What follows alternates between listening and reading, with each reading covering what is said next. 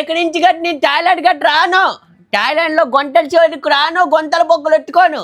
ఏ తొన్న ఇండియాలోనే. ఎందుకనేసి అంటే నాకు ఈ మధ్యకాలంలో నాకు తెలిసిపోనది.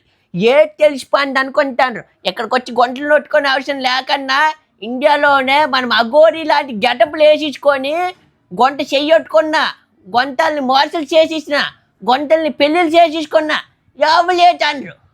మనం ఏం చేయాలంటే అఘోరి లాంటి గెటప్ వేసుకొని గొంటలను గట్ట మనం నమ్మించి మార్చి చేసేవచ్చు. నేను మొన్నటిదాకా నా భయం ఉండేది థాయిలాండ్లో గట్ట ఏంటనేసి అంటే ఎన్ని గొంటలతో ఎన్ని వ్యాసాలు వేసిన ఎవరికి ఏటి ఇబ్బంది అయితే ఉండదు అనేసి ఉండేది. ఎందుకంటే మన భారతదేశంలో గట్ట ఎలాంటి వ్యాసాలు నేను వేసాను అనుకో ఏటి చేస్తారు, అప్పుడు నాకేమో పిర్రమెత్తి అనేసి బుర్ర గట్టి జుట్టు గట్టి పీకేస్తారు.